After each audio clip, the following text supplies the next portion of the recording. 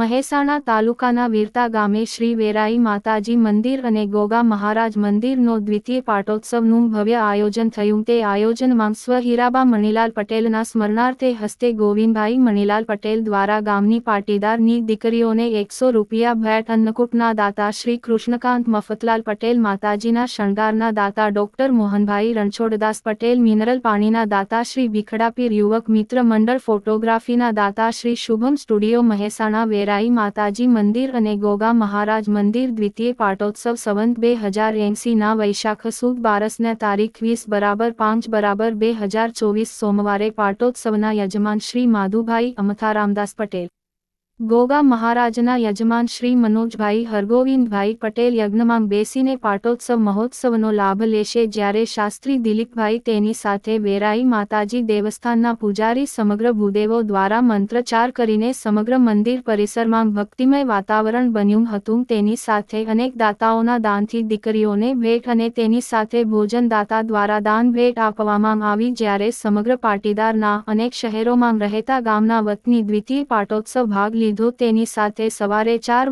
વાગે શ્રીફળ હોમીને સમગ્ર વાતાવરણ ભક્તિમય બન્યું હતું. સમગ્ર પાટોત્સવ મહોત્સવ શ્રી વેરાઈ માતાજી દેવસ્થાન કમિટી તેની સાથે યુવાન ભાઈઓ અને બહેનો દ્વારા મંદિર પરિસરને ફૂલોથી શણગારવામાં આવ્યું હતું. સમગ્ર મંદિર પરિસર રોશનીથી ઝળહળી ઉઠ્યું હતું.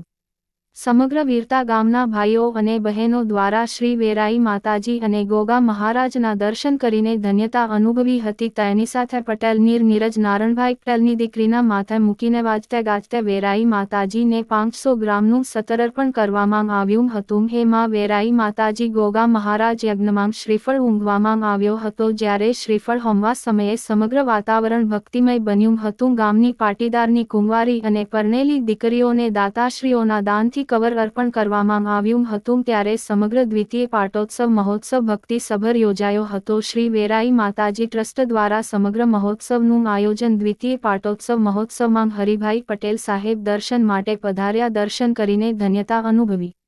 રિપોર્ટર મીરા પટેલ, ચાણસ્મા. આજે વીરતા ગામની અંદર દ્વિતીય પાટોત્સવ મહોત્સવ યોજાણો, એની અંદર આપ શું કહેવા માગો છો અને આપનું નામ શું છે? મારું નામ પૂનમ શૈલેષ પટેલ છે. આજે વેરાઈ માતાનો દ્વિતીય પાટોત્સવ બહુ સરસ રીતે ઉજવાઈ રહ્યો છે અને એમાં સમગ્ર પાટીદાર સમાજના બધા જ અમારા ભાઈઓ બહેનોનો બી બધા પરણેલી બહેનોને બધાને ઇન્વિટેશન છે. બધા હાજર છે. બધા ભેગા થઈને સરસ રીતે પાટોત્સવ સેલિબ્રેટ કરે છે અને બપોર અને સાંજનું ભોજનનું બી આયોજન કરવામાં આવેલું છે. તમે પણ યજમાન તરીકે પાટોત્સવમાં બેઠા છો, તો આપ શું કહેવા માગો છો? આપનું નામ શું છે? મારું નામ દત્તાબેન મનુભાઈ પટેલ છે. હું આ ગામની પૂર્વ સરપંચ છું. અને આ મહોત્સવના નિમિત્તે દરેક ભાઈ બહેનો પાટીદાર સમાજ અમારોને આ પ્રસંગમાં આનંદ માણ્યો અને અત્યારે ભેગા મળીને ભોજન લીધું અને રાત્રે એનો પ્રસાદ પણ બનાવ્યો છે. આપ કયા યજ્ઞની અંદર બેઠા છો? અને ગોગા મહારાજના યજ્ઞમાં મેં ભાગ લીધો છે. માતા વેરાઈ માતાનો છે પાટોત્સવ, તો ગોગા મહારાજનો પાટો છે. તો આપ યજ્ઞની અંદર બેસવાથી આપને કેવો આનંદ રહ્યો? બહુ સારો આનંદ અનુભવાય છે. બાપા ગોગા મહારાજના હવનમાં બેસીને નિમિત્તે અને બહુ સરસ આનંદ એટલો અનુભવાય છે કે હું તો કહું છું કે માતાજી વર્ષો વર્ષ સારો અનુભવ કરાવે અને આનો લાભ આપે. આપ સાહેબ અહીંયા પધાર્યા છો વીરતા ગામની અંદર, દ્વિતીય પાટોત્સવમાં પધાર્યા છો, તો આપ શું કહેવા માગો છો સાહેબ? વીરતા ગામે વેરાઈ માતાજીનો દ્વિતીય પાટોત્સવ ઉજવાઈ રહ્યો છે. વીરતા ગામના લોકોને અને આજુબાજુના તમામ લોકોને મા વેરાઈમાં પૂરેપૂરી શ્રદ્ધા કરાવે છે. વેરાઈ માતાજીની નવરાત્રિ પછી 14 પણ માંડવીઓ પણ નીકળતી હોય છે, એ પણ પ્રચલિત છે. લોકો શ્રદ્ધા આધાર કરવા માટે આવતા હોય છે. મા વેરાઈની કૃપા તમામ લોકો ઉપર છે અને ભક્તિભાવ અને શક્તિની વંદના કરવી એ આપણા હિન્દુ ધર્મ માટે બહુ જરૂરી છે. અને ભક્તિભાવની વંદના જે વાત કરવા માગું છું કે કહેવાનું મને થાય છે કે આખો દેશ આપણો જે રામમય થયો માન્ય નરેન્દ્ર મોદીના નેતૃત્વમાં, અહીંયા પણ આપણે બધા રામમય થયા છે. તો આ શું છે? આ ધાર્મિક વિકાસ છે. વિકાસની પરિભાષા બદલાઈ રહી છે.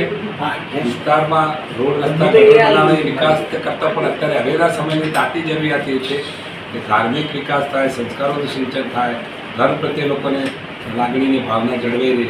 કારણ કે હજારો વર્ષ પહેલાં આપણે વાત કરી કે મુગલો, શકો, હુણોએ અંગ્રેજો શાસન કર્યું, તો મુગલોનું 700 વર્ષનું જે શાસન થયું એમાં આપણો ધર્મ કેમ ટકી રહ્યો છે પણ વિચારવાની વાત છે. કેટલાય મંદિરો ખંડિત થઈ ગયા છે મુગલ શાસનમાં, અને ક્યાંક મંદિર મૂર્તિઓ પણ ક્યાંક સંતાડો જમીનમાં દાટીને સંતાડતા હતા. આવો સમય હતો કપરો, ત્યારે વડીલોની શું પરિસ્થિતિ છે, પણ આપણે ખરેખર ટકી રહ્યા છે તો ધર્મથી ટકી રહ્યા. આપણો ધર્મ હતો, આપણે દેવસ્થાન જે તે દેવમાં આપણી શ્રદ્ધા છે, ત્યારે આપણે હિન્દુ ધર્મ ટકી રહ્યો છો. અને એની સાથે એ પણ કહેવાનું મન થાય છે કે હું હમણાં તાજેતરમાં લોકસભાની ચૂંટણી લડ્યો તો લગભગ આખા લોકસભાના વિસ્તારમાં ફર્યો, તો જેમ 4 ધામની યાત્રા થાય, ભારત ભ્રમણ થાય, એ પ્રમાણે લોકસભાની જાત્રા દરેક મંદિરોના, મોટાભાગના મંદિરના દેવ દર્શન કરવાનો મોકો મળે છે. 500 ને લગભગ 17 જેટલા ગામોમાં ફરે છું. તો ગામ ટોળાના માતાજી હોય કે મહાદેવજી હોય, વિક્રમબાજી હોય કે હનુમાનજી હોય કે માતાજી હોય, આ બધા દર્શન કરવાનો મોકો મળે. ખરેખર એ આ આપણી આસ્થાનું પ્રતીક છે. અને એ પ્રમાણે અહીંયા જ પણ લોકોને અહીંયા પૂરતા ગામવાસીઓને પૂરેપૂરી શ્રદ્ધા અહીંયા ગામ લોકો માતાજીમાં ધરાવે છે. એમની આયોજક કમિટીની, સંચાલન કમિટીની સરસ સુંદર વ્યવસ્થા કરે છે.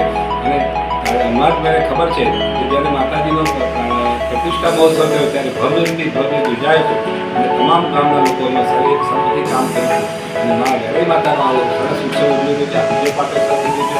તમામ આયોજકોને ધન્યવાદ આપું છું. મા વેરાઈની કૃપા રહે એવી પ્રાર્થના કરું છું.